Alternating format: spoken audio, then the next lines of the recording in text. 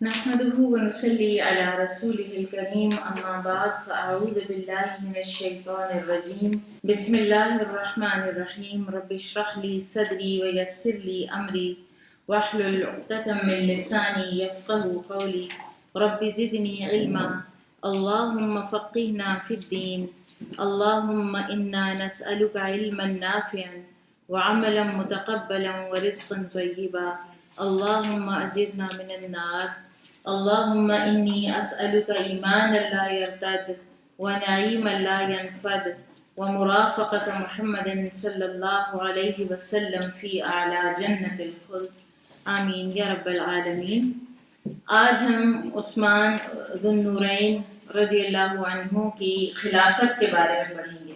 آپ سب جانتے ہیں کہ خلیفہ ثانی عمر بن خطاب رضی اللہ تعالی عنہ کو جب شہید کیا گیا اور بہت گہرے زخم تھے آپ کے اور آپ بڑی شدید تکلیف میں مبتلا تھے، اور اس کے باوجود آپ رضی اللہ عنہ کو امت ہی کی بھلائی کی فکر لگی ہوئی، اور ان کا جو دماغ اور ان کی جو ذہانت ہے اس کا ہمیں اس بات سے بھی اندازہ ہوتا ہے کہ اس شدید تکلیف کے اس سارے دور میں سے بھی آپ نے ایک ایسی نظیر قائم کی اور ایک ایسا طریقہ آپ رضی اللہ عنہ نے دیا اس دنیا کو خلافت کے لیے یا خلیفہ چننے کے لیے کہ جو نہ تو نبی صلی اللہ علیہ وسلم اور ابو بکر رضی اللہ عنہ کی طریقے کے خلاف تھا اور نہ ہی وہ بالکل ایگزیکٹ وہ طریقہ تھا۔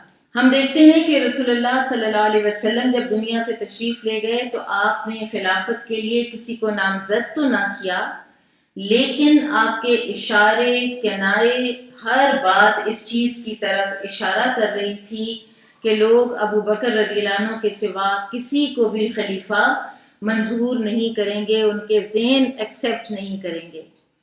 اور پھر یہ بیعت جو ہے ابو بکر صدیق رضی اللہ عنہ پر مسلمانوں نے کی، اور ابو بکر صدیق رضی اللہ عنہ خود جب وفات انہوں نے پائی تو انہوں نے عمر فاروق رضی اللہ تعالی عنہ کو نامزد کیا۔ اب عمر رضی اللہ تعالی عنہ سے بھی ابتداءً یہی مطالبہ کیا گیا کہ آپ کسی نہ کسی کو خلیفہ نامزد کر دیں، لیکن انہوں نے حالات کی مناسبت سے ایک نیا طریقہ جو ہے وہ اختیار فرمایا۔ اب اس میں انہوں نے 6 افراد منتخب کیے جو سب کے سب خلافت کے اہل تھے، اگرچہ وہ مراتب میں مختلف تھے، اور پھر انہوں نے ایک شخص کو اس انتخابی کمیٹی کا چیئرمین مقرر کر دیا، اور تمام کے تمام ووٹ اگر برابر ہو جائیں تو اس صورت میں بھی مسئلے کا حل بتا دیا، اور ایک خاص تاکید کی کہ انتخاب کے تمام معاملات کو رازداری میں طے کیا جائے، اور ارکان شورا کے علاوہ کسی اور شخص کو دخل اندازی یا سماعت کی قطعاً اجازت نہ دی جائے۔ یہاں پر جو مجلس شورا کے ارکان تھے وہ تو عشرہ مبشرہ تھے، سیدنا علی بن ابی طالب، عثمان بن عفان، عبد الرحمن بن عوف، سعد بن ابی وقاص، زبیر بن عوام اور طلحہ بن عبید اللہ رضی اللہ عنہم۔ سعید بن زید کا بھی تعلق عشرہ مبشرہ سے ہی ہے، لیکن عمر رضی اللہ تعالیٰ عنہ نے انہیں نظر انداز کیا، انہیں اس کا حصہ نہیں بنایا، کیونکہ وہ ان کے بہنوئی تھے، ان کے اپنے خاندان کے فرد ہونے کے ساتھ ساتھ وہ ان کے بہنوئی بھی تھے، اور آپ نے حکم دیا کہ کسی ایک کے گھر میں یہ سب جمع ہو جائیں اور باہم مشورے سے ایک شخص کا انتخاب کر لیں۔ دوران مشورہ عبداللہ بن عمر ان سب کے ساتھ ہوں گے، یعنی عمر رضی اللہ عنہ کے بیٹے، لیکن وہ خلافت کے امیدوار نہیں ہوں گے، اور جتنے دن مشورہ جاری رہے گا اتنے دن اب خلیفہ تو کوئی ہے نہیں، تو لہٰذا سہیب رومی رضی اللہ عنہ نماز پڑھائیں گے، اور انہیں تاکید فرمائی کہ آپ 3 دن تک نماز کی امامت کرائیں گے، یعنی 3 دن سے زیادہ کا وقت نہیں گزرنا چاہیے خلیفہ کے چناؤ میں۔ پھر آپ نے خلافت کے لیے جو تجویز کردہ 6 صحابہ تھے ان میں سے کسی کو بھی نماز پڑھانے کا حکم نہیں دیا، کہیں ایسا نہ ہو کہ ان کی طرف سے کوئی اشارہ ہو جائے خلافت کا۔ اور انصار میں سے مقداد بن اسود اور ابو طلحہ انصاری رضی اللہ عنہما کو انتخابی عمل کا نگران مقرر فرمایا، اور یہ بھی فرمایا کہ اگر 3 دن کی مہلت کے بعد اگر زیادہ وقت لگ رہا ہوا تو چوتھے روز لازماً کوئی امیر چن لینا۔ اور صحیح مسلم کی ایک حدیث ہے کہ آپ نے یہاں تک فرمایا کہ تمہارے ایک شخص پر اکٹھا ہو جانے کے بعد اگر کوئی آدمی تمہاری جمعیت کو پارا پارا کرنا یا تفریق پیدا کرنا چاہے تو اسے قتل کر دو۔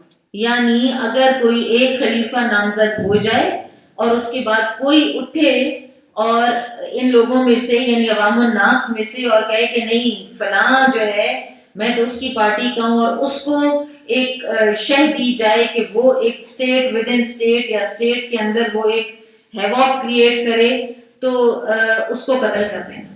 سب سے زیادہ جو چیز مسلمانوں کی ضروری ہے وہ مسلمانوں کا آپس کا اتفاق ہے۔ پھر یہ بھی فرمایا اختلاف کی صورت میں کہ عبداللہ بن عمر رضی اللہ عنہما مشورے میں شامل ہوں گے، اور فرمایا کہ اگر دونوں طرف 3 افراد ہوں تو عبداللہ بن عمر سے فیصلہ کرانا، جس فریق کے حق میں ہو اس میں سے ایک آدمی کو خلیفہ بنا دینا۔ یعنی اگر 2 گروہ بن گئے 3 لوگوں کے تو دیکھنا کہ عبداللہ بن عمر کس کے ساتھ جاتے ہیں اور پھر ان 3 میں سے کسی ایک کو خلیفہ بنا دینا۔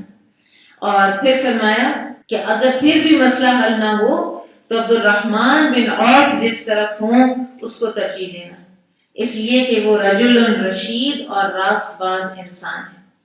پھر مزید فرمایا کہ سب سے زیادہ فہیم اور صاحب رائے عبد الرحمن بن عوف ہیں، وہ ہدایت یافتہ اور راست باز ہیں، ان پر اللہ کا خاص فضل ہے، لہٰذا ان کی بات سننا۔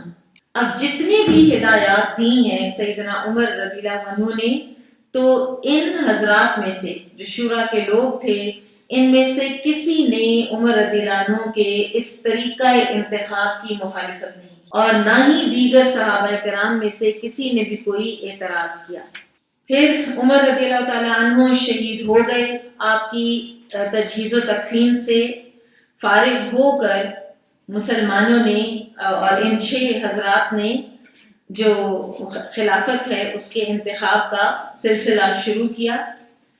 تو جب یہ سارے ارکان شورا ایک جگہ جمع ہوئے تو عبد الرحمن بن عوف رضی اللہ عنہ نے کہا کہ آپ حضرات اپنے میں سے 3 افراد کا انتخاب کر لیں۔ زبیر بن عوام رضی اللہ عنہ نے فرمایا میں علی کے حق میں دستبردار ہوتا ہوں۔ طلحہ بن عبید اللہ رضی اللہ عنہ نے فرمایا میں عثمان کے حق میں دستبردار ہوتا ہوں۔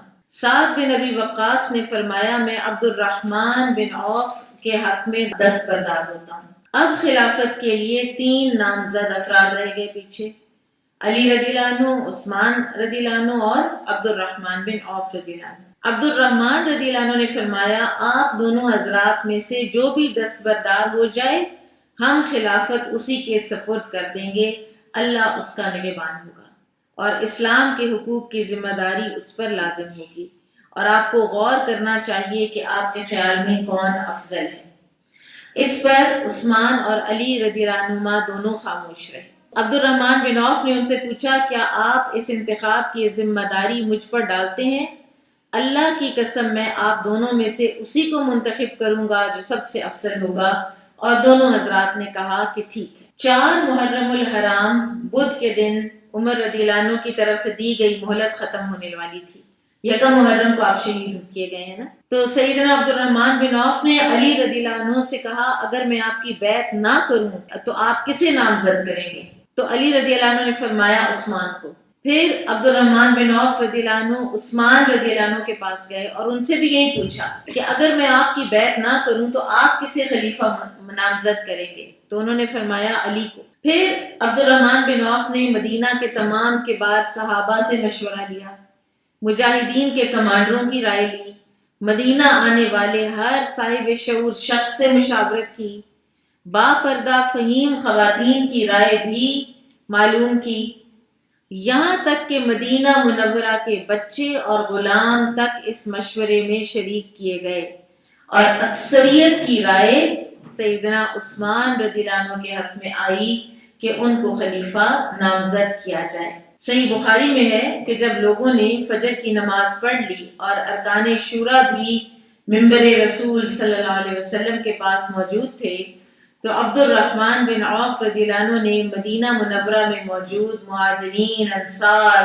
تمام افواج کے سربراہ سب کو بلا بھیجا جو عمر رضی اللہ عنہ کے ساتھ حج ادا کرنے کے بعد ابھی تک مدینہ ہی میں موجود تھے۔ جب سب جمع ہو گئے تو عبد الرحمن بن عوف رضی اللہ عنہ نے خطبہ دیا اور فرمایا، اے علی، میں نے لوگوں کی رائے لی ہے، وہ عثمان رضی اللہ عنہ کے برابر کسی کو نہیں سمجھتے، لہٰذا آپ کوئی ایسا اقدام نہ کیجیے جو آپ کے خلاف دلیل بنے۔ پھر عبد الرحمن بن عوف رضی اللہ عنہ نے فرمایا، اے عثمان، میں اللہ تعالیٰ، اس کے رسول اور ان کے بعد ابو بکر اور عمر رضی اللہ عنہما کے طریقے کے مطابق آپ کی بیعت کرتا ہوں۔ اور پھر سب کے سب لوگ جو ہیں انہوں نے بیعت کی، اور ایک روایت کے مطابق سب سے پہلے بیعت عبد الرحمن بن عوف نے کی اور دوسرے بیعت کرنے والے سیدنا علی رضی اللہ عنہ تھے۔ یہ جو کس بیانیاں کی جاتی ہیں نا، اس میں ایک چیز ہمیں ضرور دیکھنی چاہیے کہ دراصل پھر یہ حضرت علی رضی اللہ تعالیٰ عنہ کی ہم بلکہ شان میں گستاخی کر رہے ہوتے ہیں۔ جتنے اچھے طریقے سے انہوں نے آمنا و صدقنا کہا ہے، وہ طریقہ ہم ان کی شایان شان تھا، وہ ان کے کردار کے شایان شان تھا، اور جس طرح پھر وہ جیسے ابو بکر اور عمر رضی اللہ عنہما کے دور میں وہ مشاورت دیتے تھے، اسی طرح وہ ادھر بھی رہے ہیں۔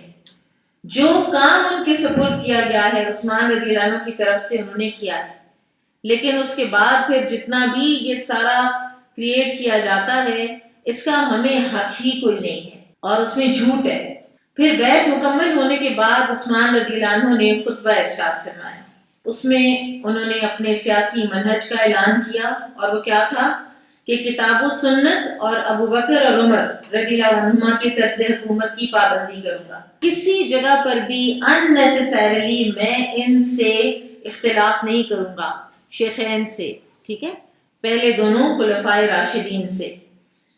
لوگوں کے ساتھ نرمی، بردباری اور حکمت کا معاملہ کروں گا، حدود اللہ کے سوا، یعنی جہاں اللہ کی حدیں پامال ہوتی ہوں تو پھر نرمی بردباری کا معاملہ نہیں کیا جائے گا۔ پھر آپ رضی اللہ عنہ نے لوگوں کو دنیا کی رنگینیوں اور اس کے فتنوں سے ڈرایا اور دنیا میں مقابلہ بازی سے اجتناب کرنے کی تاکید اور ایک دوسرے سے حسد اور بغض نہ رکھنے کی نصیحت فرمائی۔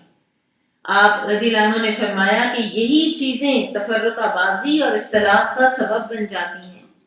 گویا سیدنا عثمان کی دور رس نگاہ آپ کو یہ آگاہ کر رہی تھی کہ عنقریب یہ امت خواہشات پرستی کے باعث فتنوں اور مصائب میں مبتلا ہو جائے گی، کیونکہ جیسے حضرت عمر رضی اللہ عنہ کے دور میں اب اسلام اب جس عروج پر تھا اور جغرافیکلی جتنا پھیل چکا تھا اور جتنے غنائم آتے تھے اور جتنے خراج اور جزیے اور کہاں کہاں سے مدینہ جو ہے وہ بھر جایا کرتا تھا، تو عثمان رضی اللہ عنہ نے سمجھ کر لی تھی کہ یہ نصیحت جو ہے یہ اگر اس وقت نہ کی گئی تو امت کے لیے بڑا خطرہ ہے۔ پھر انہوں نے عاملین اور گورنرز اور کمانڈرز کے اور عام لوگوں کے نام خط بھی لکھے۔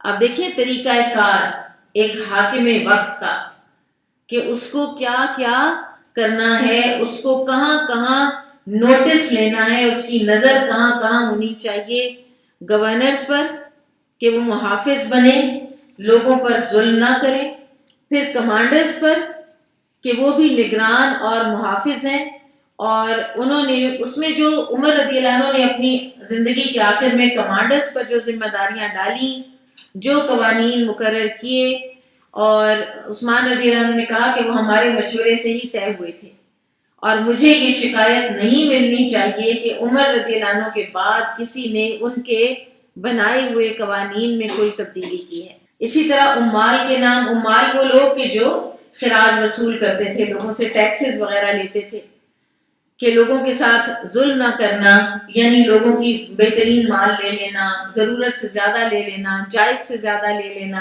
پھر عوام الناس کو خط، کسی کو انہوں نے اگنور نہیں کیا، اور عوام الناس کو جو خط لکھا ہے وہ پڑھنے کے لائق ہے، کیونکہ ہم سب بھی عوام الناس ہیں نا۔ فرمایا اما بعد، تم اپنے موجودہ مقام تک محض اتباع کی وجہ سے پہنچے ہو۔ سب سے پہلی بات کہ تم نے جو اللہ کے رسول صلی اللہ علیہ وسلم کی اتباع کی ہے، اس وجہ سے تمہیں یہ ترقیاں ملی ہیں، اس وجہ سے تم فتوحات کے اس لیول کو پہنچے ہو۔ لہٰذا دنیا تمہیں اس معاملے سے پھیر نہ دے۔ یاد رکھو، اگر اس امت میں 3 چیزیں جمع ہو گئیں تو یہ امت بدعات میں مبتلا ہو جائے گی، اور وہ 3 چیزیں ہیں: نمبر 1، جب نعمتیں عروج پر ہوں گی، نمبر 2، لونڈیوں سے تمہاری اولاد بلوغت کو پہنچ جائے گی، اور نمبر 3، جب بدوی اور غیر عربی قرآن کی قرات کرنے لگیں گے۔ رسول اکرم صلی اللہ علیہ وسلم نے فرمایا، کفر غیر عربوں میں ہے، جب ان پر کوئی بات مخفی ہو جائے گی تو وہ اس میں تکلف کریں گے اور بدعت کے مرتکب ہوں گے۔ اب یہ جو خطاب ہے، اس سے واضح ہوتا ہے کہ عثمان رضی اللہ عنہ نے لوگوں کو اتباع سنت کی ترغیب دی، تکلف اور بدعات سے اجتناب کی نصیحت فرمائی، اور اس میں انہوں نے 3 چیزوں کو اگر وہ ایک یکجا ہو گئیں تو پھر اس سے ہوشیار رہنے کا حکم دیا۔ پہلی چیز یعنی نعمتوں کا عروج۔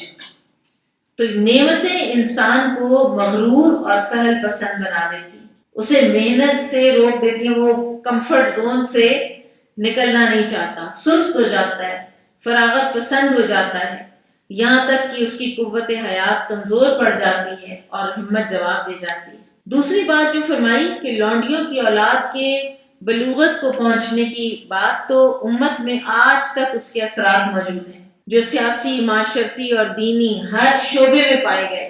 پھر بدوؤں اور اہل عجم کے قرآن پڑھنے سے عثمان رضی اللہ عنہ کی مراد یہ تھی کہ بدوؤں کی سخت دلی کی وجہ سے وہ قرآن کو صحیح طرح سے اس طرح نہیں پڑھیں گے کہ وہ دلوں میں سرایت کرے، وہ حلق سے اوپر ہی رہ جائے گا۔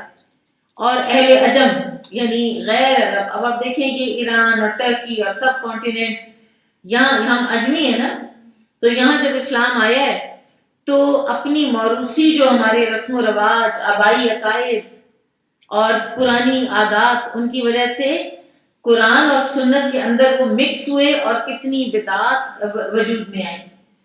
آج کے دن تک کتنی چیزیں ہیں جو ہندو کلچر کی ہیں، جو ہم ابھی تک اپنے دین اور اپنے کلچر کا حصہ سمجھ کے بڑے آرام سے ان کو کر رہے ہوتے ہیں، اور صرف ہندو کلچر کا حصہ نہیں ہے، وہ ہندو مذہب کا حصہ ہے۔ پھر ان کے علاوہ دوسرے لوگوں میں بھی اجمیوں کا اثر ظاہر ہوا، اور انہوں نے مذاہب میں بدعات کو رواج دیا اور اپنی ان آراء سے دین میں تکلف سے کام لیا جو مسلمانوں کے عقائد کے لیے زہر تھی، اور انہی میں سے اکثر گمراہ فرقوں نے تاریخ اسلام میں بڑا ہی گھناؤنا کردار ادا کیا۔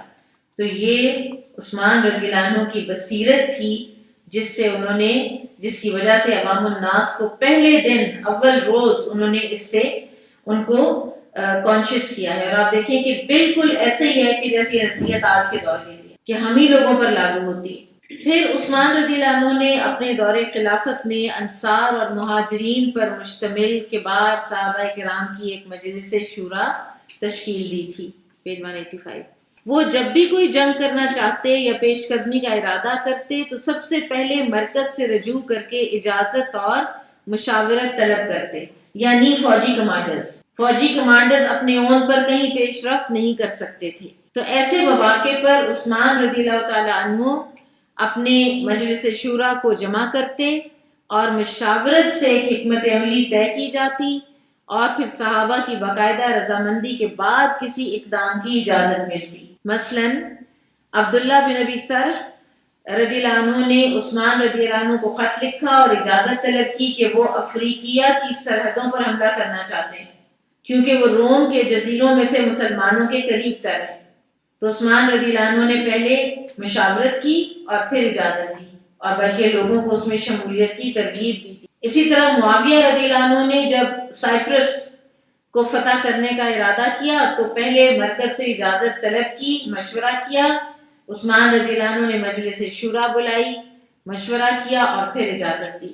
آپ کی جو سیاست ہے اور آپ کا جو منہج ہے، اس میں عدل و مساوات بہت اعلیٰ اقدار پر قائم تھا۔ آپ نے گواہی ملنے پر اپنے ماں شریک بھائی، جو کہ اس وقت کوفہ کے گورنر تھے، ولید بن عقبہ کو شراب کی حد لگائی، اسی طرح آپ کے بارے میں منقول ہے کہ ایک دن آپ کو ایک خادم پر کسی بات پر غصہ آیا تو اس کا کان پکڑ کر رگڑا، تو اسے سخت تکلیف ہوئی، رات ہوئی تو آپ پریشان ہو گئے۔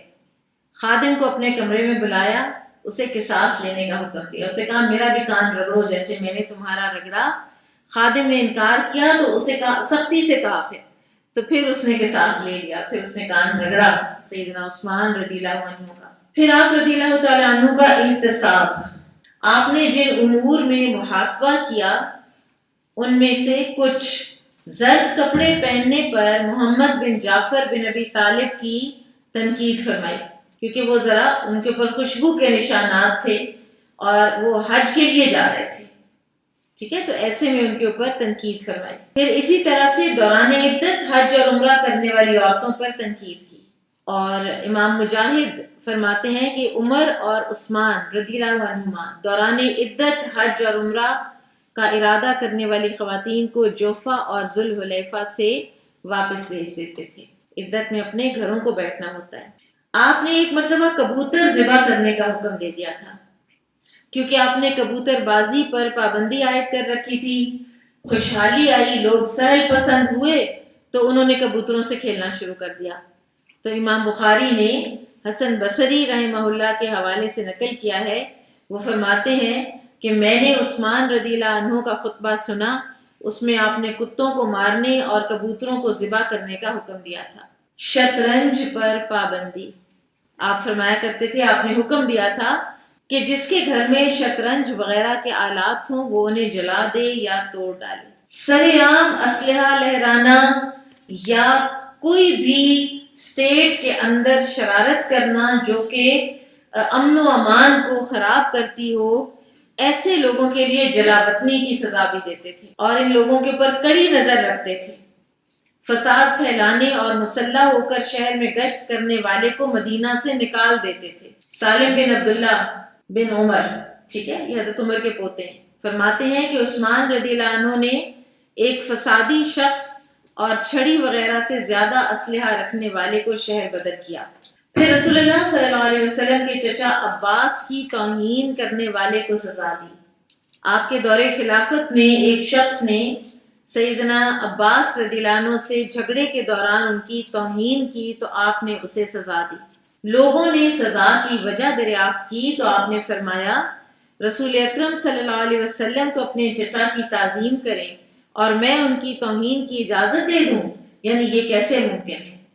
جس کسی نے ایسا کیا اس نے رسول اللہ صلی اللہ علیہ وسلم کی مخالفت کی، اور جس نے اس توہین پر رضامندی کا اظہار کیا اس نے بھی مخالفت کی۔ شراب کے بارے میں فرماتے تھے یہ ام الخبائث ہے، اس سے مکمل اجتناب کرو۔ فرمایا کرتے تھے شراب سے بچو کیونکہ یہ گناہوں کا منبع ہے، گناہوں کا سورس ہے، یعنی آپ کوئی اور گناہ نہ بھی کرنا چاہتے ہو نا تو شراب پینے کے بعد وہ ہو جاتا ہے one things lead to the other اور آپ سارے گناہ کر بیٹھتے ہیں، تو لہٰذا یہ ام الخبائث ہے۔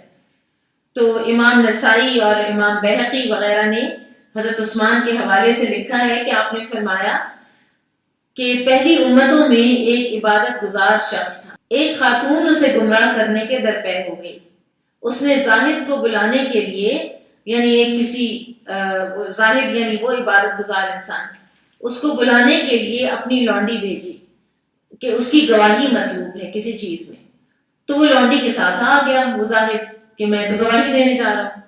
جب وہ گھر میں داخل ہوا تو لونڈی پیچھے سے ہر دروازہ بند کرتی چلی گئی۔ پھر اچانک اس نے خود کو ایک خوبرو خاتون کے پاس موجود پایا، اس کے پاس ایک لڑکا کھڑا تھا اور شراب کی بوتل رکھی تھی۔ اس عورت نے کہا اللہ کی قسم میں نے تجھے گواہی کے لیے نہیں بلکہ بدکاری کے لیے بلایا ہے، اگر تو انکار کرتا ہے تو شراب کا ایک جام پی لے اور اس لڑکے کو قتل کر دے۔ اس نے کہا چلو پھر شراب کا پیالہ پلا دو، بدکاری تو میں نے نہیں کرنی۔ اس نے اسے ایک جام پلا دیا، اس نے کہا اور لاؤ، اس طرح اس نے مزید شراب پی حتیٰ کہ بدکاری کر بیٹھا اور اس لڑکے کو بھی قتل کر دیا۔ اس لیے شراب سے بچو، اللہ کی قسم شراب اور ایمان ایک ساتھ نہیں رہ سکتے، ان میں سے ایک دوسرے کو لازماً باہر نکال دیتا ہے۔ پھر معروف حکیمانہ اقوال پیچھے بھی ہم نے پڑھے تھے اور کچھ مزید بھی آج ہم پڑھ رہے ہیں، کچھ ریپیٹیشن بھی ہوگی، یاد دہانی کے طور پر فرمایا اگر تمہارے دل پاک صاف ہو جائیں تو تم اپنے رب کے کلام یعنی تلاوت قرآن سے کبھی سیر نہ ہو، بس اپنے آپ کو تولتے چلے جائیں، کتنی تلاوت ہے زندگی میں، کتنا قرآن ہے زندگی میں، کتنا اس کے اوپر تدبر ہے، کتنا حفظ ہے، کتنی کوشش ہے اس کے ساتھ ٹائم سپینڈ کرنے کی۔ پھر عثمان رضی اللہ عنہ نے ایک اور موقع پر ارشاد فرمایا کوئی شخص کسی بات کو چھپا لے تو اس کے چہرے کے تاثرات اور سبقت لسانی اسے ظاہر کر دیتی ہے۔ آپ دیکھیں آج کتنا اس کو کہتے ہیں سائیکالوجی میں سلپ آف ٹنگ کو دیکھیں، اس کی سلپ آف ٹنگ کو نوٹ کریں، لائی ڈیٹیکٹرز لگائے جاتے ہیں۔ حضرت عثمان فرماتے ہیں کہ اس کے چہرے کے تاثرات سے پتہ چل جائے گا کہ یہ کوئی بات چھپا رہا ہے۔ پھر فرمایا اللہ تعالیٰ حاکم کے ذریعے سے ان برائیوں کو روک دیتا ہے جو صرف قرآن کے ذریعے سے نہیں رک سکتی تھی۔ لا اینڈ آرڈر کے لیے آپ کو ڈنڈا ضروری ہوتا ہے، اور اگر یہ فرم ڈسپلن اور قوانین کی پاسداری نہ ہو جن ممالک میں ہے ان کو بھی دیکھ لیں، اور جن میں نہیں ہے وہاں پر بھی آپ دیکھیں۔ وہاں پر جہاں پہ قانون کی پاسداری ہوتی ہے وہاں پر پھر لوگوں کی سوچیں بھی آرگنائزڈ ہوتی ہیں اور لوگ سیکیور بھی فیل کرتے ہیں۔ پھر فرمایا دنیا کی فکر دل کو تاریک کر دیتی ہے اور آخرت کی فکر دل کو جلا بخشتی ہے۔ پھر فرمایا حاسد کو یہی سزا کافی ہے کہ وہ آپ کی خوشی کے وقت غمگین ہو جاتا ہے، اس کا غم اس کے لیے کافی ہے، اس کا غم اس کی سزا کافی ہے، آپ اس کو اگنور کریں۔ پھر فتنوں کے دنوں میں آپ نے فرمایا اگر میں نے ظلم کیا ہے تو اللہ تعالیٰ سے معافی مانگتا ہوں، اگر کوئی مجھ پر ظلم کرنے والا ہے تو میں نے اسے معاف کر دیا۔ یہ آخر دور۔ پھر فرمایا ہر چیز کے لیے کوئی نہ کوئی آفت ہوتی ہے اور ہر نعمت کسی ناگہانی مصیبت کی نظر ہو جاتی ہے۔ اس دین کی آفت لوگوں پر کثرت سے عیب لگانے والے اور چڑھتے سورج کے پجاری لوگ ہیں۔ ان کا ظاہر تمہیں اچھا لگے گا مگر ان کے باطن سے تمہیں گھن آئے گی۔ یہ نہایت کمینے اور بے وقوف لوگ ہوں گے، لیکن ظاہر اچھا لگے گا۔ فرمایا کرتے تھے، ذرا اس کو غور سے سنیے، عورتوں سے ان کے باپ دادا اور بھائیوں کو دیکھ کر شادی کرو۔ ٹھیک ہے کہ وہ کیسے لوگ تھے، لینیج کیا تھا، کس کی اولاد ہیں، کون لوگ ہیں۔ پھر فرماتے ہیں میں نے ابو بکر رضی اللہ عنہ کی اولاد میں ابن زبیر سے بڑھ کر کسی کو ان کے مشابہ نہیں پایا۔ اور ابن زبیر کون تھے؟ عبداللہ بن زبیر ابو بکر رضی اللہ عنہ کے نواسے ہیں۔ ہم عموماً جو ہے وہ ددھیال سے ساری چیز، ددھیال ایک بہت امپورٹنٹ چیز ہے، ٹھیک ہے، ددھیال کے بڑے خاص حقوق ہیں، لیکن اس کا یہ مطلب نہیں ہے کہ ننہال سے کوئی پہچانا ہی نہیں جاتا۔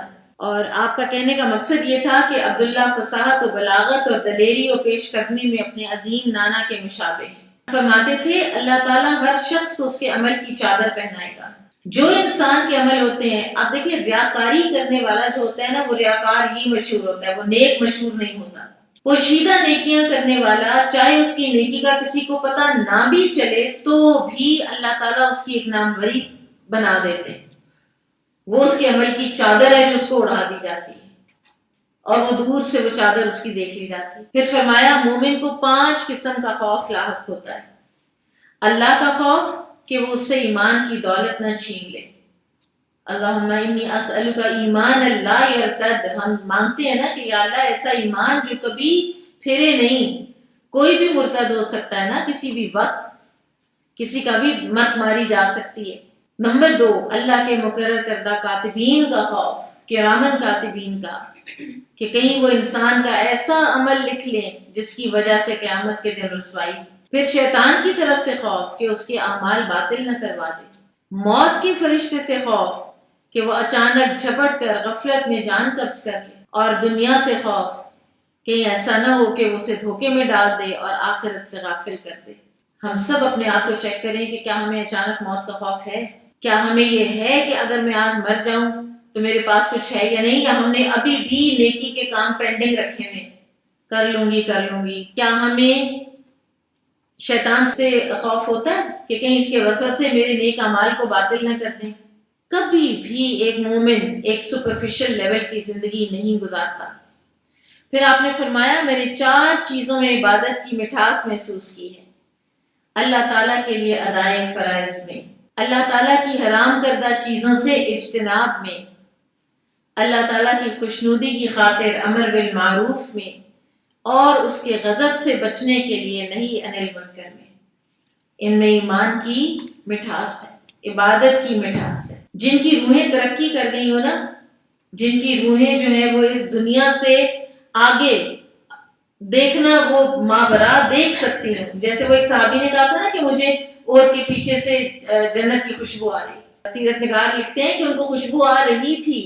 تو جب یہ خوشبوئیں آنے لگ جاتی ہیں نا تو پھر انسان کے سارے یہ جو پردے ہیں اور یہ جو خواہشات کے جو جال بنے ہوئے اور ہمارے دماغوں کو انہوں نے بند کر رکھا ہے یا پلوٹ کر رکھا ہے، وہ چھٹ جاتے ہیں اور حقیقت نظر آ جاتی۔ آپ رضی اللہ عنہ اکثر یہ اشعار پڑھا کرتے تھے، اس کا ترجمہ ہے: حرام طریقے سے حاصل ہونے والی تمام پسندیدہ لذتیں ختم ہو جائیں گی، صرف گناہ اور شرمندگی باقی رہ جائے گی، بدکار آخرکار برے انجام سے دوچار ہو کر رہے گا، جس لذت کے بعد آگ ہو بھلا اس کا کیا فائدہ۔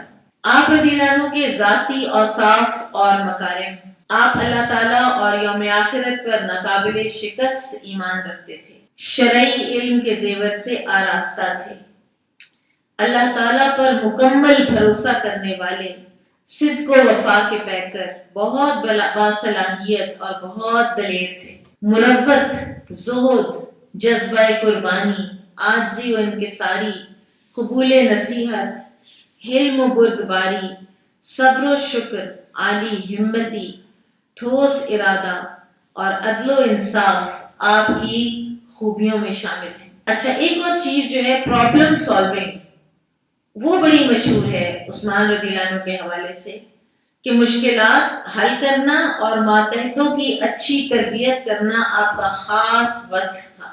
آپ دیکھیں بڑی مشکل سچویشن تھی جب حذیفہ بن یمان نے آ کر کہا ہے کہ قرآن کے حوالے سے یہ بڑا مسئلہ بن رہا ہے، کہاں کہاں اسلام پھیل رہا ہے، آذربائیجان اور آرمینیا تک، اور وہاں تو تلاوت کے طریقے فرق ہوتے چلے جا رہے ہیں اور لوگ تو گردنیں کاٹنے پر آ جائیں گے اور آ رہے ہیں، کچھ کیجئے۔ آپ دیکھیں کہ بالکل ان کو فوراً سمجھ آ گئی کہ مجھے کرنا کیا ہے، مجھے کرنا کیا ہے، اور وہ کر گزرے، اور انہوں نے ایک قرات کے اوپر مسلمانوں کو جمع کیا۔ کسی صحابی کو اختلاف کو انہوں نے اگنور کیا، بالکل انہوں نے اس کو خاموشی کے ساتھ پولائٹلی انہوں نے اس بات کو اگنور کیا، اور پھر انہوں نے تمام اکابر صحابہ کے سامنے باقی سارے نسخے لے کر ان کو شہید کیا، اور شہید کرنے کا طریقہ ان کا ہم سب جانتے ہیں، انہوں نے جلایا تھا۔ آپ جو خطبات دیا کرتے تھے بہت قیمتی آراء اور قیمتی نصیحتوں پر مشتمل ہوتے تھے۔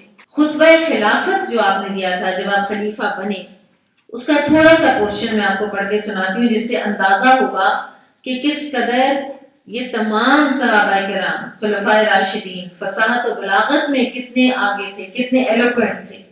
فرمایا تم گویا بند قلعے میں ہو، باقی ماندہ عمر گزار رہے ہو، لہٰذا موت کے لیے جتنی نیکیاں جمع کر سکتے ہو کر لو، صبح یا شام وقت اجل آ پہنچے گا، خبردار دھوکے کا دوسرا نام دنیا ہے، یہ دنیاوی زندگی تمہیں دھوکے میں مبتلا نہ کر دے، اللہ کے بارے میں دھوکے باز شیطان تمہیں دھوکے میں نہ ڈال دے۔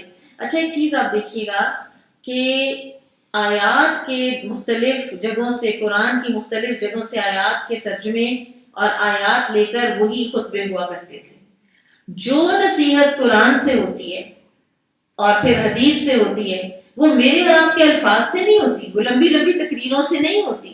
اپنے پیش رووں سے سبق سیکھو، پھر سنجیدگی سے کوشش کرو اور غفلت کی زندگی چھوڑ دو۔ عرصہ دراز تک دنیا سے فائدہ اٹھانے والے، اسے رونقیں بخشنے والے اور اس کے پجاری کہاں گئے؟ آپ اپنے انسیسٹرز کو ہی سوچ لیجئے، اپنے دادا پردادا کو سوچ لیجئے، کدھر گئے وہ لوگ؟ وہ اسی طرح دنیا میں be even more deep rooted تھے جتنے آج ہم ہیں، اور اب ان کا کوئی ذکر کرنے والا بھی نہیں۔ اور اگر کوئی بچہ یا آپ میں سے کسی کو خیال آ جائے کہ ہم ان کے لیے بھی دعائے مغفرت کر دیں، تو ہم آنیسٹلی سمجھتے ہیں کہ ہم ان کے اوپر احسان کر رہے ہیں، کہ ہم نے تو پردادا اور لکڑ دادا کو بھی یاد رکھا ہوا ہے، ہمارے جیسا کون ہے؟ تو انسان کو اصل تیاری اور اصل اپنی ساری سوچ اس کی آخرت کے اوپر ہونی چاہیے۔ فرماتے تھے کہاں گئے وہ پجاری، کیا دنیا نے انہیں پھینک نہیں دیا؟ دنیا کو اس سے بہتر چیز یعنی آخرت کے بدلے میں چھوڑ دو۔ کچھ احادیث بڑی خوبصورت جو سیدنا عثمان رضی اللہ تعالیٰ عنہ سے روایت کرتا ہے، آپ کو قرآن کی خدمت سے بھی بڑا شغف تھا، اللہ نے آپ ہی کو آنر دیا ایک قرات پر مسلمانوں کو جمع کرنے کا، بہت زیادہ تلاوت سے شغف رکھتے تھے، اس لیے قرآن کے حوالے سے جو ایک بہت ایک مشہور اور اعلیٰ ترین لیول کی حدیث ہے وہ عثمان رضی اللہ عنہ سے ہی مروی ہے، خیرکم من تعلم القرآن وعلمہ، تم میں سے بہترین وہ ہے جو قرآن سیکھے اور دوسروں کو اس کی تعلیم دے۔ پھر ایک اور حدیث ہے، جس نے وضو کیا اور اچھے طریقے سے کیا، پھر وہ مسجد میں داخل ہوا اور نماز پڑھی تو اس نماز سے لے کر اگلی نماز تک کے دورانیے میں اس کے کیے گئے گناہ معاف ہو جاتے ہیں۔ پھر وضو میں رسول اکرم صلی اللہ علیہ وسلم کا اتباع۔ ایک مرتبہ عثمان رضی اللہ عنہ نے پانی منگوایا، وضو کیا، ہاتھ دھوئے، کلی کی، ناک میں پانی چڑھایا، منہ دھویا، یہ سارے کام 3 مرتبہ کیے، پھر دونوں بازو کونیوں سمیت 3 بار دھوئے، سر کا مسح کیا اور دونوں قدموں کے اوپر والے حصے کا بھی مسح کیا اور پھر ہنسے اور اپنے ساتھیوں سے فرمایا، آپ مجھ سے کیوں نہیں پوچھتے کہ میں کیوں ہنسا ہوں؟ انہوں نے کہا، امیر المومنین آپ کیوں ہنسے ہیں؟ آپ نے فرمایا، میں نے رسول اللہ صلی اللہ علیہ وسلم کو دیکھا، آپ نے اس جگہ کے قریب پانی منگوایا اور وضو کیا جس طرح میں نے وضو کیا ہے، پھر آپ ہنسے اور پھر آپ نے پوچھا تھا، الا تسألونی ما اضحکنی، تم مجھ سے پوچھو گے نہیں کہ میں کیوں مسکرایا ہوں؟ تو میں نے کہا تھا کہ اللہ کے رسول آپ کیوں مسکرائے ہیں؟ تو آپ صلی اللہ علیہ وسلم نے فرمایا تھا کہ جب بندہ وضو کے لیے پانی لے اور اپنا چہرہ دھوئے تو اللہ تعالیٰ اس کے چہرے کے سارے گناہ دھو دیتا ہے، اور جب اپنے بازو دھوتا ہے تو اس کے گناہ جھڑ جاتے ہیں، اور سر کا مسح کرتا ہے تو اللہ تعالیٰ سر کے گناہ ختم کر دیتا ہے، اور پاؤں دھوتا ہے تو اسی طرح پاؤں کے گناہ بھی معاف کر دیے جاتے ہیں۔ سر کے گناہ، سر کے اندر کی سوچیں، نیگیٹیوٹی وغیرہ وغیرہ۔ حدیث مروی ہے عثمان رضی اللہ عنہ سے، جس نے میرے اس وضو کی طرح وضو کیا، پھر 2 رکعتیں اس طرح ادا کی کہ دل میں کوئی خیال نہیں آیا، تو اللہ تعالیٰ اس کے سابقہ تمام گناہ معاف کر دے گا۔ پھر ایک اور حدیث ہے، نبی صلی اللہ علیہ وسلم نے فرمایا، میں ایک کلمہ جانتا ہوں، اگر کوئی شخص اسے سچے دل سے کہے تو اس پر آگ حرام ہو جائے۔ تو عمر بن خطاب رضی اللہ عنہ نے فرمایا کہ میں بتاتا ہوں وہ کون سا کلمہ ہے، اس سے مراد وہی کلمہ اخلاص ہے جس کی اللہ تعالیٰ نے محمد صلی اللہ علیہ وسلم اور آپ کے صحابہ کو تاکید کی اور ان کے لیے ضروری قرار دیا۔ یہی تقویٰ کا کلمہ ہے جس پر اللہ کے نبی صلی اللہ علیہ وسلم اپنے چچا ابو طالب کو ان کی موت کے وقت ترغیب دیتے رہے، یعنی لا الہ الا اللہ کی گواہی دینا۔ یہ مسند احمد کی روایت ہے۔ پھر اللہ کی معرفت دخول جنت کا باعث ہے۔ اس کے بارے میں ایک حدیث سیدنا عثمان سے مروی ہے کہ جس شخص کی موت اس حال میں آئی کہ وہ جانتا تھا کہ اللہ کے سوا کوئی معبود نہیں، تو وہ جنت میں داخل ہوگا۔ پھر ایک اور خوبصورت حدیث کہ حضرت عثمان رضی اللہ تعالی عنہ نے وضو کیا، سنت کا وضو، اور پھر فرمایا کہ میں نے نبی اکرم صلی اللہ علیہ وسلم کو اسی طرح وضو کرتے دیکھا، اور پھر آپ صلی اللہ علیہ وسلم نے فرمایا، جس نے میرے اس وضو کی طرح وضو کیا، پھر ظہر کی نماز پڑھی تو اس کے صبح کی نماز سے لے کر ظہر تک کے دورانیے میں کیے گئے گناہ معاف کر دیے جائیں گے۔ پھر عصر کی نماز پڑھی تو ظہر اور عصر کے درمیانے وقت میں کیے گئے گناہ معاف کر دیے جائیں گے۔ پھر نماز مغرب ادا کی تو عصر اور مغرب کے دوران کیے گئے گناہ معاف کر دیے جائیں گے۔ پھر عشاء کی نماز ادا کی تو عشاء اور مغرب کے درمیانے وقت میں کیے گئے گناہ معاف کر دیے جائیں گے۔ پھر شاید رات گناہوں میں لت پت ہو کر گزارے، پھر اگر اس نے اٹھ کر وضو کیا اور صبح کی نماز ادا کی تو عشاء سے فجر تک کے وقت میں کیے گئے گناہ معاف کر دیے جائیں گے۔ یہ وہ نیکیاں ہیں جو گناہوں کو ختم کر دیتی ہیں۔ لوگوں نے کہا، امیر المومنین یہ نیکیاں ہیں اور باقیات کیا ہیں، یعنی باقیات الصالحات؟ تو آپ نے فرمایا، لا الہ الا اللہ، سبحان اللہ، الحمدللہ، اللہ اکبر اور لا حول ولا قوت الا باللہ کہنا باقیات ہے۔ پھر ایک اور حدیث مروی ہے عثمان رضی اللہ عنہ سے، من تعمد علی کذبا فلیتبوأ بیتا فی النار، جس نے جان بوجھ کر مجھ پر جھوٹ باندھا وہ اپنا گھر جہنم میں بنا لے۔ حضرت عثمان رضی اللہ تعالیٰ عنہ کی حلم و بردباری یعنی آپ کا عفو درگزر، لوگوں کی باتیں حرکتیں سہ جانے کی ایک جو آپ کو ملکہ حاصل تھا وہ بہت ہائی لیول کا تھا، اور اس میں آپ بڑی شدت سے رسول اللہ صلی اللہ علیہ وسلم کی اتباع کرتے تھے۔ آپ کے علم کی سب سے اعلیٰ مثال اس وقت کی ہے کہ جب باغیوں نے آپ کے گھر کا محاصرہ کر رکھا تھا اور آپ نے انصار اور مہاجرین سے فرمایا مجھے میرے حال پر رہنے دو اور تم اپنے گھروں کو چلے جاؤ، حالانکہ وہ دفاع کی صلاحیت رکھتے تھے اور آپ کے علم کی بنیاد اللہ تعالیٰ سے ملاقات کا شوق تھا۔ کسی صورت آپ کو گوارا نہیں تھا کہ مسلمانوں کا خون میری خاطر بہے، چاہے اس کے لیے خود ان کی اپنی جان بھی چلی جائے۔ انتہائی اعلیٰ ظرف اور فراخ دل تھے۔ ایک مرتبہ ایک شخص سے زمین خریدی اور اس نے رقم لینے میں دیر کر دی۔ آپ اس سے ملے اور فرمایا کیا وجہ ہے، آپ اپنا مال لینے نہیں آئے؟ اس نے کہا آپ نے مجھے نقصان پہنچایا کیونکہ ہر شخص مجھے ملامت کر رہا ہے کہ تم نے زمین سستے داموں بیچ دی ہے۔ تو عثمان رضی اللہ عنہ نے پوچھا کیا اسی وجہ سے پیسے لینے نہیں آئے؟ اس نے کہا ہاں۔ تو فرمایا کوئی بات نہیں، آپ کی مرضی ہے، زمین واپس لے لیں اور یا اپنی رقم واپس لے لیں۔ تو پھر عثمان رضی اللہ تعالیٰ عنہ نے فرمایا کہ رسول اکرم صلی اللہ علیہ وسلم کا ارشاد مبارک ہے اللہ تعالیٰ اس شخص کو جنت میں داخل کرے جو خرید و فروخت اور اپنا حق لینے دینے میں نرمی اور فراخ دلی کا مظاہرہ کرتا ہے۔ میں نے یہ چیز اپنے ارد گرد بعض لوگوں میں دیکھی بھی ہے ایک حد تک، لیکن عموماً بائی اینڈ لارج اتنی اپوزٹ ہے ہمارا رویہ اس سے، اتنے ہم تنگ دل ہیں مال کے معاملے میں، اتنا ہم ایک ایک پیسہ گن رہے ہوتے ہیں، اتنا ہم لوگوں کی گردن پہ پیر رکھتے ہیں، اور اتنے ہم حسابی کتابی ہوتے ہیں۔ کسی نے اگر کہا ہے کہ میں یکم کو اتنے پیسے دے دوں گا اور یکم کی 2 آ جائے تو ہم اس کے گھر فونوں پہ فون اور اس کی ہم بے عزتی کر کے رکھ دیتے ہیں۔ اور پھر اسی طرح سے آپ کسی بھی یہ ریڑی والے سے آپ پھل خریدتے ہیں، آپ کسی غریب سے کوئی چیز لے رہے ہیں، کوئی معاملہ کر رہے ہیں، کوئی لین دین کا معاملہ ہے، ہمارا کیا طریقہ کار ہوتا ہے؟ ہم کوئی گھر خرید لیں، کوئی چیز خرید لیں، کوئی جائیداد خرید لیں، اور پھر اگر فریقین میں کچھ اگر ڈبل مائنڈڈنس ہو جائے تو کیسا ہو سکتا ہے کہ ہم بالکل اسی طرح کے تعلقات کو بحال رکھنے کے لیے ہم تھوڑی نرمی کا مظاہرہ کر دیں جیسا کہ عثمان رضی اللہ عنہ نے کی۔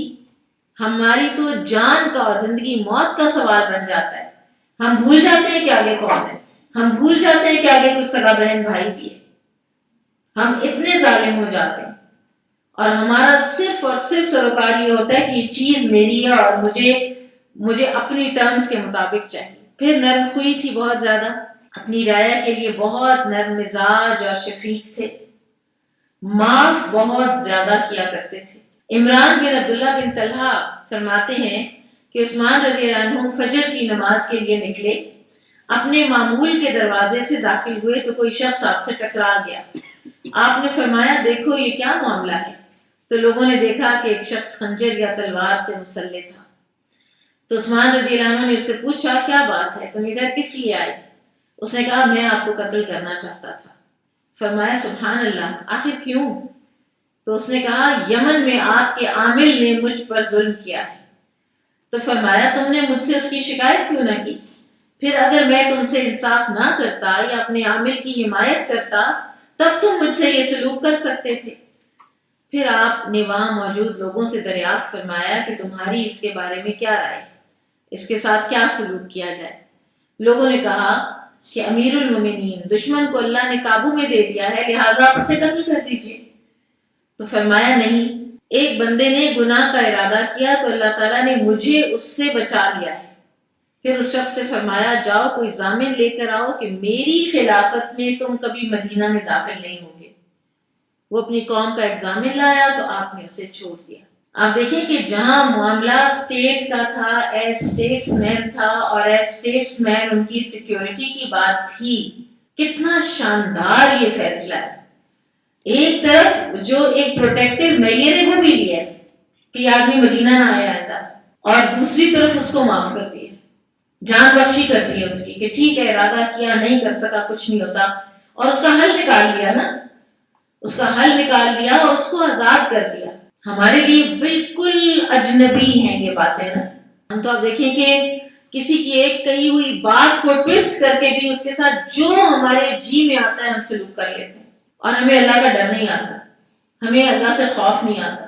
اب آپ دیکھیں کہ اس سارے فیصلے میں کیا حکمت ہے. اگر اس شخص کو قتل کر دیا جاتا یا اسے کوئی سخت سزا دی جاتی تو اس کے قبیلے کے لوگ کوئی بڑا فتنہ کھڑا کر سکتے تھے، انتقام کے لیے کوئی شورش بھی برپا کر سکتے تھے. لیکن آپ کے معاف کر دینے پر اس کے اپنے قبیلے والوں نے ہی اس کو ملامت کی اور سرزنش کی، اور اس طرح ایک فتنہ جو ہے وہ اٹھنے سے پہلے ہی دب گیا. اور یقیناً معاف کرنے والا لوگوں کے دل جیت لیتا ہے اور ان کی محبت کا مرکز بن جاتا ہے. عاجزی و انکساری. عبداللہ رومی کہتے ہیں کہ سیدنا عثمان رضی اللہ عنہ رات کو اٹھتے تو وضو کے لیے خود ہی پانی لے لیتے. آپ سے کہا گیا کہ خادم کو حکم دے دیا کریں تاکہ وہ آپ کے لیے پانی وغیرہ کا بندوبست کر دے، تو آپ نے فرمایا نہیں، رات کا وقت ان کے آرام کا ہوتا ہے. اچھا، ہمیں شاید یہ چیزیں تھوڑی اجنبی لگیں، ہمارے لیے اٹیچ واش رومز ہیں، وہاں جاتے ہیں، ٹیپ کھولتے ہیں، پانی نکل آتا ہے. لیکن اس وقت ایسا نہیں تھا.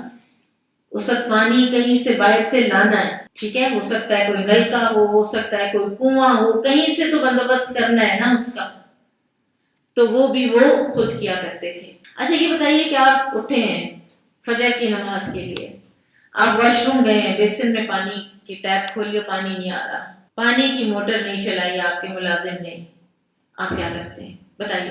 خود جا کے چلاتے ہیں، فون کرتے ہیں، فون کرتے ہیں، میں تو فون کرتی ہوں، آئیے خود چلا لیتی ہیں، بارک اللہ فیکم. اور پھر اور کیا کرتے ہیں؟ تمہیں کتنی دفعہ یہ کہا ہوا ہے، یاد کیوں نہیں رہتا تمہیں؟ ہمیں غصہ آ جاتا ہے، عین فجر کے وقت ہم غصے میں آ جاتے ہیں. ہمیں نا اپنے جو اخلاقی معیار ہے نا اس کو بڑھانے کی بہرحال ضرورت ہے. اور میں نے جو چیز سب سے زیادہ اخلاق کو بگاڑنے والی دیکھی ہے نا وہ زبان ہے. آپ کے تواضع اور عزت و انکساری کی ایک نہایت عمدہ مثال یہ بھی ہے کہ ایک مرتبہ آپ سوار ہو کر کہیں جا رہے تھے، راستے میں رسول اکرم صلی اللہ علیہ وسلم کے چچا عباس رضی اللہ عنہ ملے. آپ ان کے ادب میں سواری سے نیچے اترے اور عباس رضی اللہ عنہ بھی عثمان رضی اللہ عنہ کے مقام و مرتبہ کا خیال کرتے ہوئے احتراماً سواری سے اتر آئے. حیا اور پاک دامنی تو آپ کو پتہ ہے کہ ضرب المثل ہے، عثمان رضی اللہ عنہ کی آپ کی معروف خوبیوں میں سے ہے. ایک دن حسن بصری رحمہ اللہ نے عثمان رضی اللہ عنہ اور ان کی حیا کا تذکرہ کرتے ہوئے فرمایا، آپ گھر میں ہوتے، دروازہ بند ہوتا، تب بھی آپ اپنے بدن پر پانی بہانے کے لیے کپڑے نہیں اتارتے تھے. حیا کی وجہ سے دوران غسل سیدھے کھڑے نہیں ہوتے تھے. زمانہ جاہلیت یا اسلام میں آپ کی اخلاقی کمزوری کا ایک واقعہ بھی منقول نہیں ہے. خود ان کا اپنا بیان ہے کہ میں نے کبھی برائی کی نہ کبھی میں نے جھوٹ بولا. اور عثمان غنی کے نام سے مشہور ہیں. سخاوت بھی بہت زیادہ ایک لیول کی تھی. بیر روما کی خریداری کی، تبوک میں مجاہدین کی تیاری کی. اسلام لانے کے بعد ہر جمعے کو ایک غلام آزاد کرتے اور کہا جاتا ہے کہ جس جمعے کو کبھی کسی وجہ سے نہ کر سکتے تو اگلے جمعے کو 2 کرتے. اپنے لیے ایک طریقہ بنایا ہوا تھا. اور آپ کے آزاد کردہ غلاموں کی تعداد تقریباً 2400 ہے. کہا جاتا ہے کہ طلحہ بن عبید اللہ رضی اللہ عنہ جو خود ایک بڑے سخی تھے، صحابی اور عشرہ مبشرہ میں سے، ان کے بارے میں نبی صلی اللہ علیہ وسلم نے فرمایا تھا کہ وہ زمین میں کسی چلتے پھرتے شہید کو دیکھنا چاہے تو طلحہ بن عبید اللہ کو دیکھ لے. ان کے ذمے عثمان رضی اللہ عنہ کے 50,000 درہم. تو ایک دن طلحہ رضی اللہ عنہ نے کہا آپ کی رقم کا بندوبست ہو گیا ہے تو اس کو وصول کر لیجئے. تو عثمان رضی اللہ عنہ نے کہا وہ آپ ہی کی ہے، اسے اچھے اچھے کاموں میں لگا لیں. پھر ہم دیکھتے ہیں کہ نبی صلی اللہ علیہ وسلم کے جو دور میں ایک ان کی بہادری کا ایک مظہر ہے، وہ صلح حدیبیہ میں وہ جو آپ نے سفارت کاری کے فرائض انجام دیے ہیں. پھر اسی طرح سے غزوہ بدر میں آپ کا پیچھے رہنا نبی صلی اللہ علیہ وسلم کی عین اطاعت کا مظہر ہے. مستقل مزاج تھے بہت. یہ ہر لیڈر کی خصوصیات ہیں. اصل میں جو لیڈرشپ کوالٹیز کا آج کل اتنا شور ہے نا، کبھی ہم اٹھا لیتے ہیں اسٹیفن کووی کی کتاب، ہم اٹھا لیتے ہیں جی 7 habits of highly successful people, پڑھ چھوڑیں، ٹھیک ہے اچھی بات ہے پڑھ چھوڑیں، لیکن جو آپ کو یہاں سے ملے گا وہ آپ کو دنیا کی کسی اور کتاب میں نہیں ملے گا. اور وہ پتہ ہے کیا ہے؟ وہ ہے implementation. The extent of implementation وہ آپ کو بتا دیں گے. ہاں relation ships, yes yes yes, positive psychology is all about relation ships. آپ کا لوگوں کے ساتھ کیسا ریلیشن شپ ہے اتنے ہی آپ پازیٹیو ہوں گے. اچھا اب ڈیفائن کون کرے گا؟ اچھے ریلیشن شپ کی ڈیفینیشن کیا ہے؟ ماں باپ تو بچوں کو گھر میں رکھتے نہیں ہیں 18 سال کے بعد، بچے تو بوڑھے ماں باپ کو پاس رکھتے نہیں ہیں، ہمسائے کا کتا بھونکے تو پولیس میں شکایت ہو جاتی ہے. ٹھیک ہے. کل میں نے پڑھا ہے انگلینڈ میں ایک عورت مر گئی 2 سال بعد ڈسکور ہوئی باڈی، اور وہ اس قدر حیران اور بلکہ پریشان ہے. Nobody missed her and she was mid-60s. 2 years later her body was found. کہیں کچھ پتہ ہی نہیں چلا کسی کو. Because nobody cares. Nobody cares. Nobody has the time. Nobody feels the responsibility to go and check. نبی صلی اللہ علیہ وسلم کی سنت دیکھیے، فلاں نہیں آ رہا کچھ دنوں سے، پتہ کرو کدھر ہے، صفائی والی کدھر ہے، وہ نہیں نظر آ رہی. پھر اس فوت ہوئی بھی کا بھی حق ہے، اس کی قبر پہ جا کے اس کی نماز جنازہ پڑھی. یہاں implementation to the last detail آپ کو ملتی ہے. وہاں آپ کو صرف باتیں ملتی ہیں. اور یہ بھی میں آپ کو بتا دوں کہ وہ دنیا ہے انٹلیکچوئل ڈس آنیسٹی کی. وہ سارا کچھ لے کے سیرت سے، قرآن سے، اللہ کے رسول صلی اللہ علیہ وسلم کی اگزامپل سے، اور ان کو کئی رنگ اور کئی شکلیں اور کئی ماڈلز دے کر تو وہ آپ کو پیش کر دیتے ہیں کہ یہ میری ریسرچ ہے اور یہ اس کے مطابق ہے. اور ایک ایگزامپل نہیں وہ آپ کو دیتے. وہ جو ایگزامپل آپ کو دیتے ہیں کہ فرض کریں وہ ایگزامپل وہ آپ کو کہتے ہیں کہ لوگوں کے ساتھ انگیج کیا کریں، سیلف سینٹرڈ زندگی نہ گزاریں. جب آپ ادھر ادھر کہیں جا رہے ہوتے ہیں، آپ دیکھیں ارد گرد کسی کی کوئی ضرورت، کسی کا کوئی کام وغیرہ ہے، اس کی ان کے پاس ایک ایگزامپل، اور کیا ہے؟ آپ پیومنٹ پہ جا رہے ہیں پیدل، آپ کے سامنے سے کوئی اسٹرینجر آ رہا ہے اور آپ کو کہتے ہیں hey, you're wearing a nice tie and that will make him feel very very happy. This is engagement. اب اگر آپ نبی صلی اللہ علیہ وسلم کی انگیجمنٹ دیکھیں، اپنے گھر میں کیسی تھی، کیسے انگیج تھے بیویوں کے ساتھ، باتیں سننی، گھر کے کام کرنے، ان کو نصیحتیں کرنی، سوتیلی اولادوں کی تربیت کرنی، نیبرز کے ساتھ کیسے تھے. پاسرز بائی ایک ٹاپک ہے جو بنتا ہے کہ نبی صلی اللہ علیہ وسلم پاسڈ بائی دس اور پھر آپ نے کیا کیا. یہ پورا ایک ٹاپک ہے کہ آپ نے پاس بائی کیا ایک نوجوان سے کہ جو ایک بکری ذبح کر رہا تھا اور کھال اتار رہا تھا، اس کو نہیں اتارنی آ رہی تھی، تو آپ صلی اللہ علیہ وسلم نے آستینیں چڑھائیں اور اس کو بتایا کہ ایسے تم نے کرنا. He passed by and he saw 2 graves اور آپ صلی اللہ علیہ وسلم نے ان کے اوپر ٹہنیاں رکھی. اور آپ کے پاس کوئی آئی بوڑھی عورت عدی بن حاتم جیسے بادشاہ کی موجودگی میں اور آپ کو ہاتھ پکڑ کے ایک سائڈ پہ لے گئے اور چل پڑے. یہ ہوتی ہے انگیجمنٹ اور یہ ہوتی ہیں مثالیں.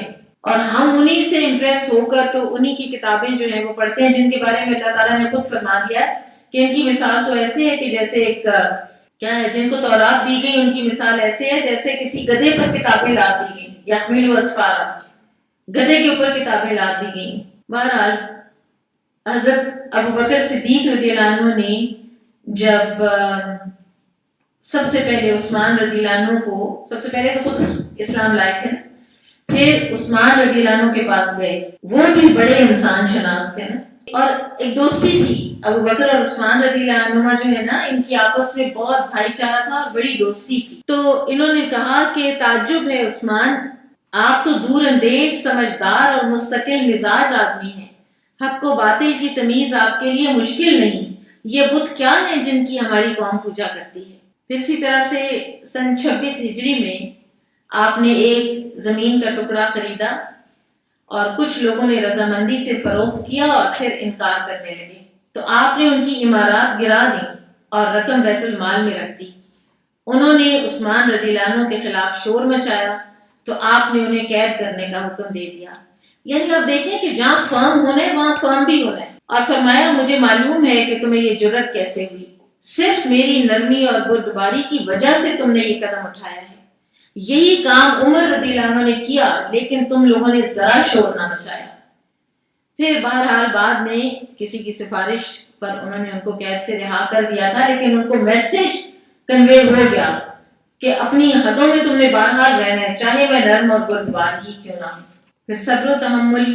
شیخ الاسلام ابن تیمیہ رحمہ اللہ فرماتے ہیں یہ بات تواتر سے معلوم ہے کہ عثمان رضی اللہ عنہ لوگوں کے خون کے بارے میں حد درجہ محتاط تھے، کسی کا بے جا خون نہ بہاتے تھے.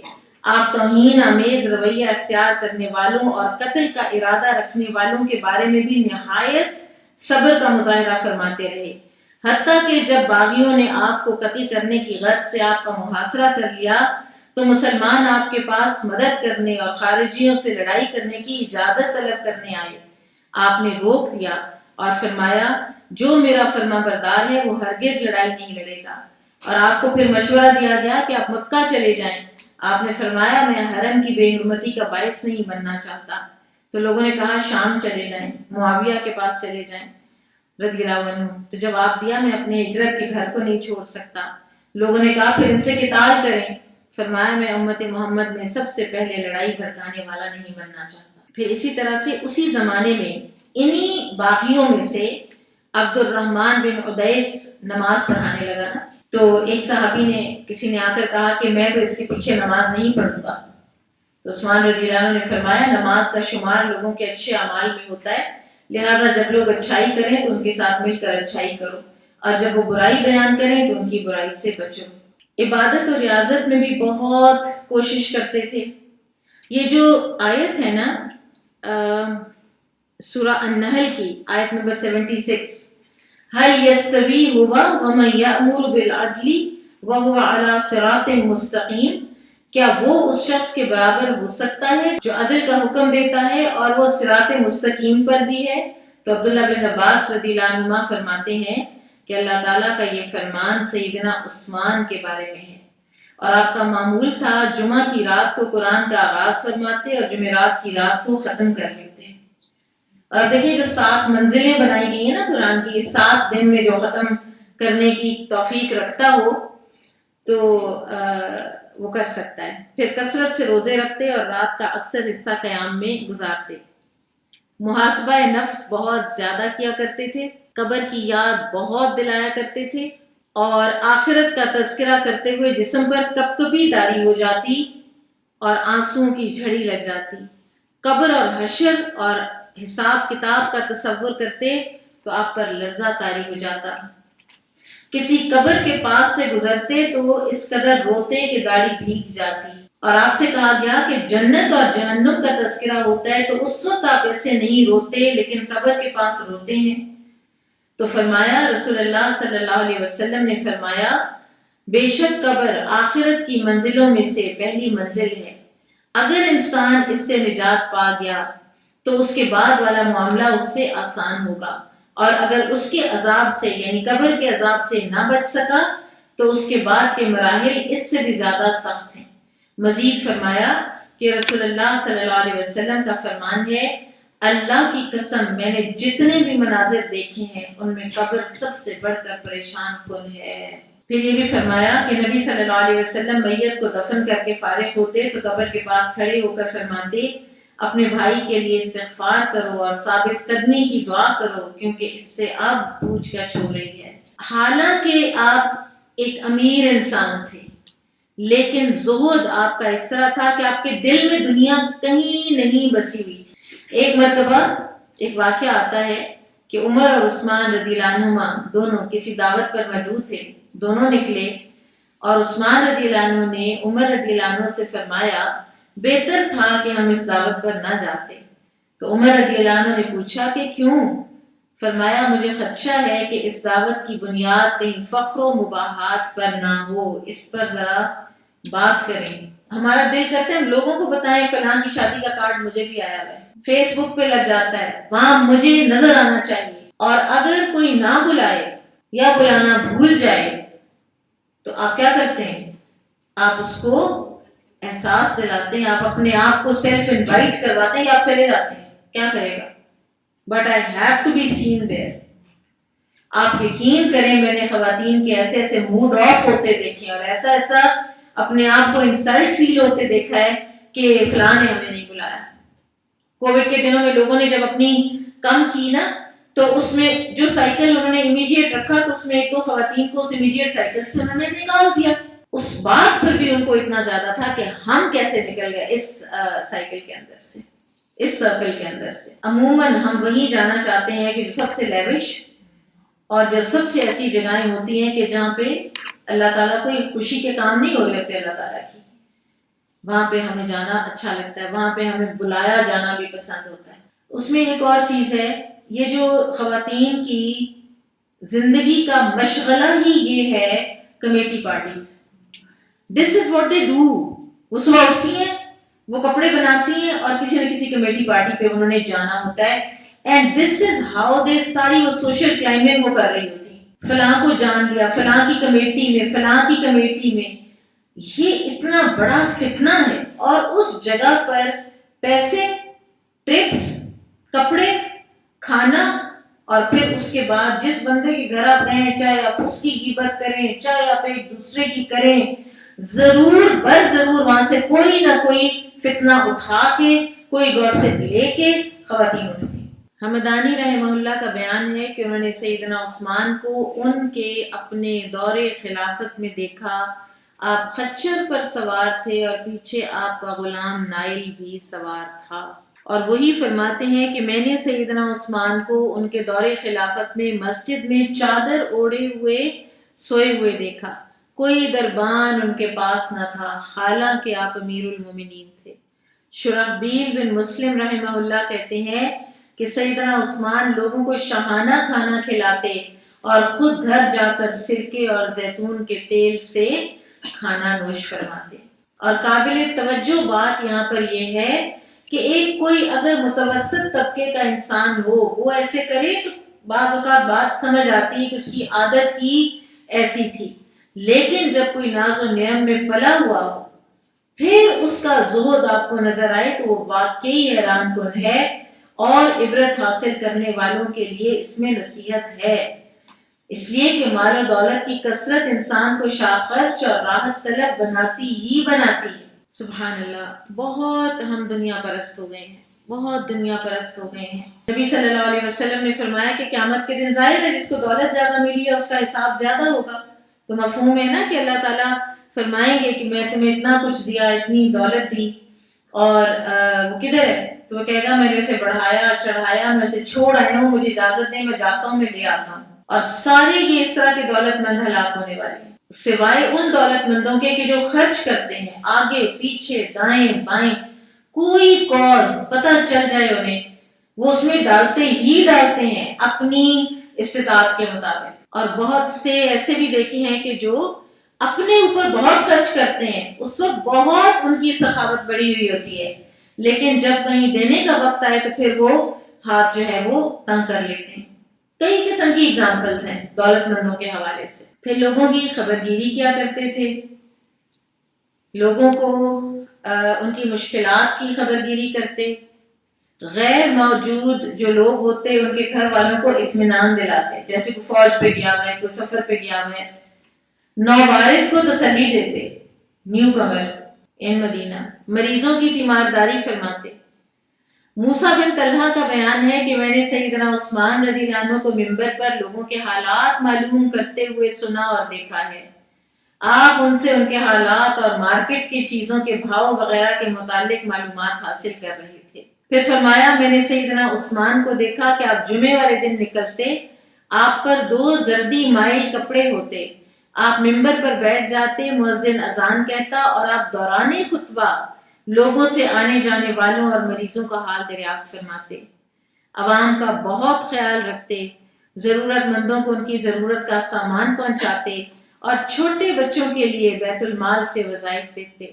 عروہ بن زبیر رحمہ اللہ فرماتے ہیں کہ میں نے سیدنا عثمان کا دور خلافت دیکھا, اس میں ہر شخص کو اللہ کے مال یعنی بیت المال سے حصہ ملتا تھا. بارک اللہ فیکم. سبحانک اللہم و بحمدک اشہد ان لا الہ الا انت استغفرک و اتوب الیک. اللہم ربنا جعلنا منہم آمين يا رب العالمين.